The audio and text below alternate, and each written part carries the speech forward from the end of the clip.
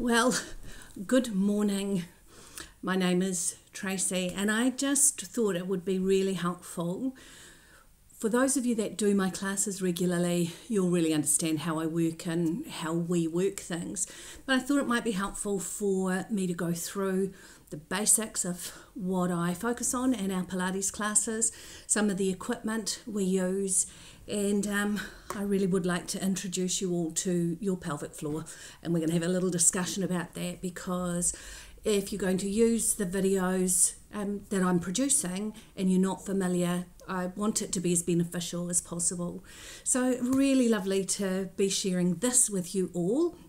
So in Pilates, I focus on four things. The first is breath and breathing. So really understanding how we breathe and the value of the two different styles of breathing that we use. So we'll go through that. The second thing that we focus on is posture. And one of the things that I love about posture in Pilates is it always remains the same. So we don't have to be exceptionally clever and remember a whole heap of things. We just need to remember a few things and take it from there. The third thing we always will think about is the alignment of our body. So it's as if we're held up by the top of the head and just let to dangle. What is the natural alignment of our bones? And always deciding, what does my body do compared to what the body should be able to do. So we're always checking in with absolute correct and what it is that I'm doing. Because it's the basic stuff for me that I think is really important. And the fourth thing that we think about always and consistently, constantly, is thinking about the core. So I'm always concerned that people refer to the core as if it's a single entity.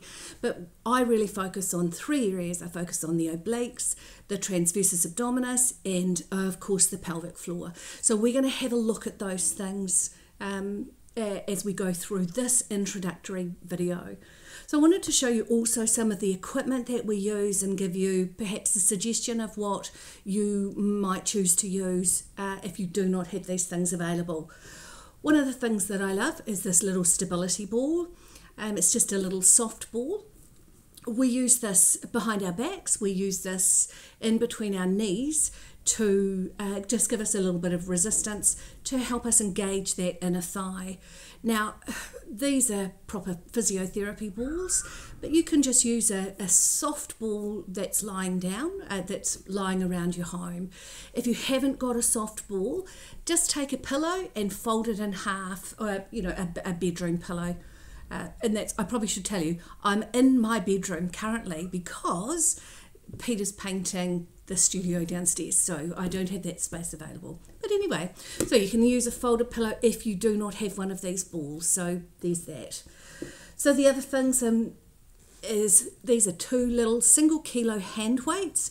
Now, if you don't have hand weights, you can use a tin, so long as they're equal weight. You can just use a tin, like a tin of baked beans or spaghetti or something like that if you haven't eaten them all. But yeah, so instead of, you can use hand weights. They're awesome. I use them a lot. We've got a fabulous upper body workout that we do with them. So, but if you haven't got hand weights, a tin of spaghetti or something. Something else that I use is a fitness circle. You don't need to use these. There's nothing that replicates it that I can think of. But if you've got one, it's awesome for working that upper body, also for engaging the inner and the outer thigh. I mostly use it, and if I use it in my videos, mostly use it to correct the shoulders and work the upper body. But you don't have to have one. But if I use it, there we go, we've got that. Then everybody's favourite. Now, I know that it looks like a broomstick, but it is not. It has been carefully painted to disguise the fact that it is a broomstick. But if you've got a broom at home, take the end off it and use this. We do a couple of fabulous stretches with this. We can also do work on the floor. So that's another piece of equipment that I may or may not use over the course of this lockdown. And then the other thing that we use a reasonable amount, fabulous for stretching, but a flex band. So some of you may have one of these lying around.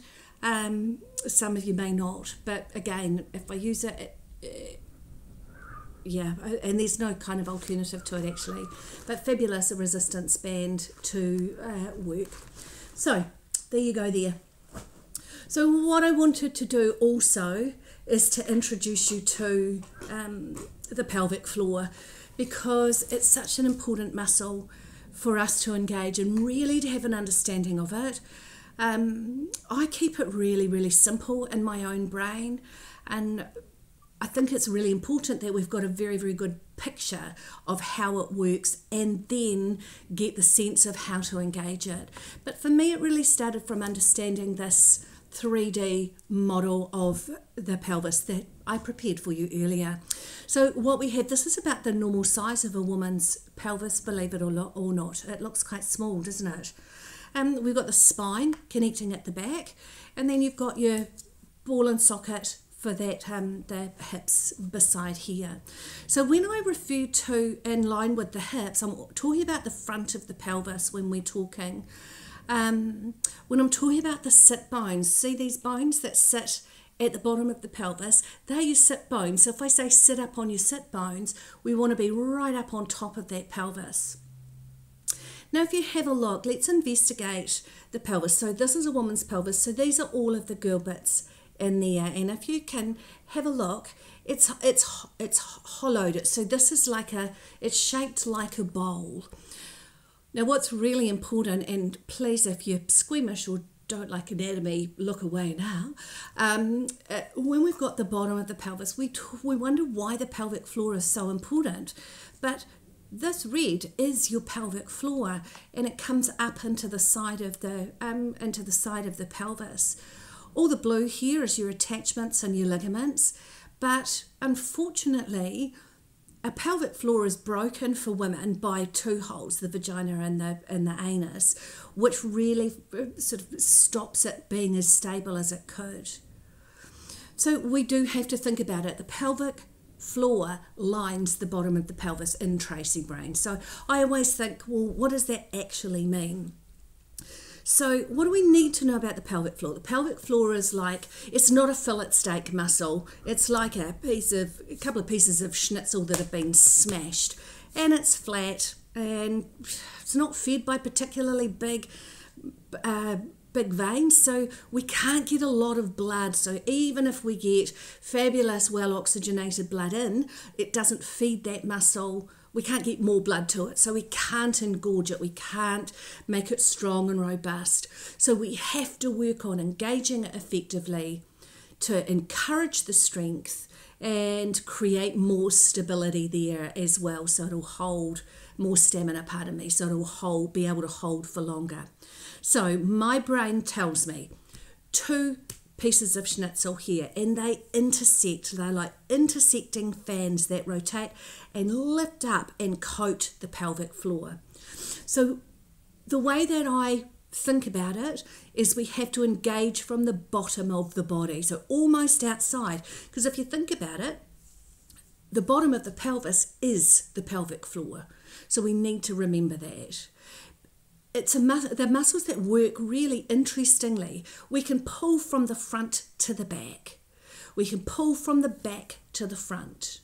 We can pull from right into centre, and we can pull from left into centre. So those four drawstring parts of engaging that pelvic floor really, really important, because we want to engage from the bottom, then we want to lift up into the body. So that's probably the most important thing that I want you to remember. One is that we've got to engage it from the bottom before we lift it up. It's directional, pulling front to back, back to front, right to centre, left to centre, and then we draw into the centre of the body. So for women, we do the drawing, and as we lift, it's like accepting a tampon into our body. So it's a movement that our body naturally can do and gently can do. So we don't want to grab that muscle, we want to draw and lift. And I believe, gentlemen, if you're watching, I believe that the lift up of the pelvic floor is like you're drawing your testicles inside you, a gentle draw and lift. So can't say I know what that feels like, but you'll know what I mean. So that's the pelvic floor, and I always suggest that we practice it. So what I want you to do is we're just going to go through the very, very basics now. So I want you to lie down on your mat. So lie down on your back, and I want you to take your legs long and lie on the floor. I want you to shut your eyes, and I just want you to feel, how does it feel, your body on the floor? So if you're holding any tension, you'll notice that. So what I want you to do is start to breathe deep into the belly. So we inhale through the nose to filter the air, and then we exhale through the mouth. And it's slightly longer, our exhale, to get rid of all of the air we don't need and the toxins. So lie on your back, legs long, eyes shut, and breathing deep into the belly. Just check that you're not breathing into the chest and shoulder area, right into the tummy. So you can pop your hands on your belly. If I was with you, that's where my hands would be, on your tummy, feeling the rise. And as you exhale, just let all the breath go. Let the bones and those muscles just be easy to the floor. And again, breathing into that belly, breathing in through the nose, and breathing out through the mouth, letting everything be heavy to the floor. Fabulous. So we do that. That's your relaxation breath, and we do that to bring you into your body, to quieten your heart rate down, to soften the brain so that you can really think about yourself and what it is that you want to achieve as you connect with your body with this fabulous gift that is Pilates. So now I want you to very carefully draw one foot at a time up towards your bottom, so they're just comfortably away, and then we think that they're hip width apart. So open your toes, open your heels, and those feet are in line with your knees, and gently let that body adhere to the floor. Perfect. So now I want you to think about the posture. So there are several things that we think about. Might seem like a lot, but actually it remains the same. So unless I tell you differently, this is always what we think about. So we're long through the back of the neck. So really lengthen through the back of the neck along the floor, and just let that chin soften towards the chest. Good. Now I want you to let gravity open those collarbones and let those shoulders be heavy to the floor before you think about the shoulder blades. So the shoulder blades right at the back of the body, right at the bottom of the shoulder line, and we slide them down, right down the centre of the back. Good. Now I want you to think about that rib cage being very, very heavy to the floor.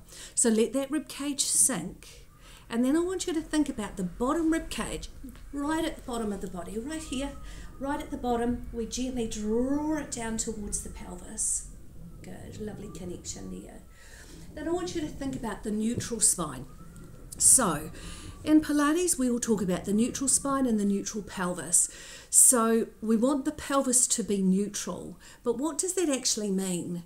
So what it means is when we're lying, that the front of the pelvis is neutral. Now, if you see the spine here, you'll have your own natural curve. So what I want you to do is make sure the tailbone, the bottom part of the pelvis, is slightly heavier and the top of the pelvis is slightly lighter. So we're going to have pubic bone, and the front of the pelvis is going to be in a flat triangle. So we don't pull the back into the floor. We just let behind the belly button gently lift up. The bottom of the pelvis, tailbone, heavier towards the floor. And you'll notice that you want a hinge line from the hip to the thigh, not a ski slope with that back pull to the floor and the tailbone up. So think about it being a hinge. So neutral spine and neutral pelvis. Good. So knees are hip width apart, and then when we get to the feet, they're also hip width apart, but we think about being heavy underneath the ball of the big toe, the little toe, and the heels, and really relax those toes. Let them just dance. Beautiful. So we're long through the back of the neck, chin gently drawn in. The shoulders are relaxed to the floor and sliding down the centre of the spine. The rib cage is heavy to the floor and easing down towards the hips. Neutral spine, neutral pelvis, knees hip width apart and feet hip width apart. So that's the posture that we use always, unless you're told to do something different. So what I want you to think about now is the 3 sets of muscles. We've talked a little bit about the pelvic floor, but it's really important that you understand there are 3 sets of muscles that we focus on to make up the core, as people refer to it. So the first is the intercostal muscles, and we engage them when we do breathing. Now in my studio I use active breath, which is the physiotherapy breathing. Lots of Pilates instructors will keep you breathing into your belly, not into their belly, that would be somehow crazy, hard and weird, but the belly breathing, and there's nothing wrong with that. But I encourage active breath because it means that we're starting to engage those muscles. So what I want you to think of is this.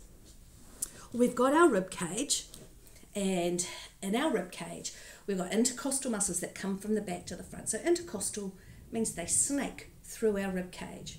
So what we're able to do is we're able to breathe in and expand that rib cage wide. So we open the rib cage, which increases the availability of breath for you. So as you open that rib cage, which is just muscle, we increase the capacity for breath. So I want you to breathe in, open that rib cage. So practice. You can pop the heel of your hands on as you're lying there. It's all good. So we open that rib cage, and then as we breathe out, as we exhale, we let that rib cage pull in on itself, and then that bottom rib cage we gently pull down towards the hips. So think about it, those intercostal muscles open the rib cage as you breathe in through the nose, so wide lateral breath into the side and into the back of those lungs. And as you breathe out, let the rib cage ease in on itself and gently pull that bottom rib cage down towards your hips. Good. And again, breathing in, open that rib cage, feel that expansion through your ribs, and then exhale, gently slide that bottom rib cage down. Perfect. So this is all part of the oblique system. And what I want you to think about is there are 3 percentages that I'll talk about. So 60% turn on of these muscles is postural hold. So it's allowing you to hold your posture fabulously. So posture is important, not just when you're in the Pilates studio or doing exercise, but it's important through your whole life, through your whole day. And that's one of the gifts of Pilates. So 60% has a particular feel. Sorry, my phone's just going. So... no, it's not my phone. It's not my phone, it'll stop in a minute. Anyway, so we'll go back. And where was I? So 60% turn on of those muscles. You can tell that I'm not a professional presenter, hey? So with those intercostal muscles, we open that rib cage. So 60% is connection for our postural hold. So we open that rib cage, we let it come in on itself, and connection is that bottom rib cage gently pulling down towards the hips. Now, when you feel that connection, that muscle gently working, that's your postural hold. If you can't feel it, you haven't worked it hard enough.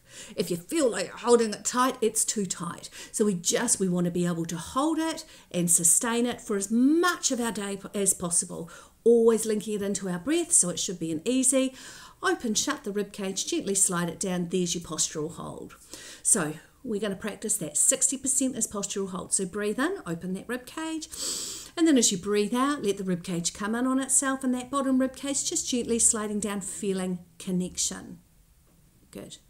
So the next percentage we talk about is 80%. So 80% is stabilizing. So stabilizing the shoulders and the pelvis in order to mobilize the shoulders or that hip joint.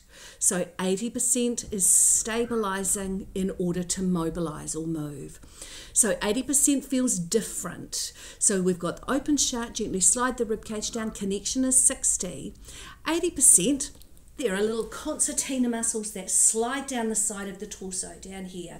So when we gently draw that rib cage down a little bit further, we're going to feel a connection down the side of the torso. So those torso muscles, it's because we've pulled that rib cage down a little bit further. And as we pull it down further, we've got that connection, and you'll be able to feel it, most definitely. So let's have a practice of that. So we always go through 60. So we breathe in, open that rib cage, and then as you breathe out, let it come in on itself and gently slide the rib cage down. Connection is 60. Now pull that bottom rib cage gently down a little bit further and feel those concertina muscles either side of the torso. That's 80%. So that's stabilizing so you can mobilize. 60% postural hold, 80% stabilizing. We can use that muscle 100%. Some of you might be able to get to 100. Others of you may not quite yet. It's worth practicing. So 100%, open and shut the rib cage, find connection, find the torso muscles, and the third gentle pull down, you're going to pull across the belly button. So these are the muscles that help us do the twist, but it comes, we slide down, and you'll feel a gentle pull down to beside or just below your belly button. So that's 100%. It feels like there's a girdle coming across the front of that belly. So let's just try that, 60, 80, then 100 with these oblique muscles. So the intercostal muscles through the rib cage. As you breathe in, open that rib cage. As you breathe out, draw it in on itself, slide the rib cage down, connection 60.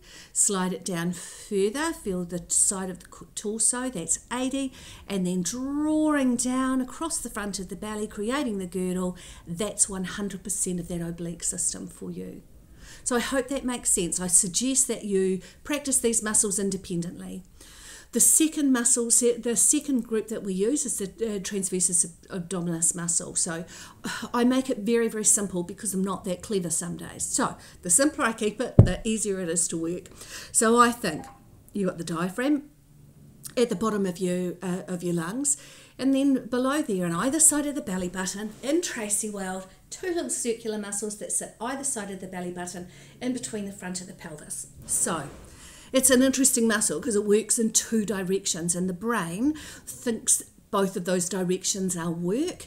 So if we push that belly out, the brain is considering that that TA muscle is working. And it is. But we want to train the brain to really recognise it's gently pulling the belly button or either side of the belly button towards the spine, that's the work that we want it to do. Because that's going to pull across the front of the pelvis here. It's going to keep this lovely connection across the front of the pelvis. So, now more just phone calls everywhere. Really so popular.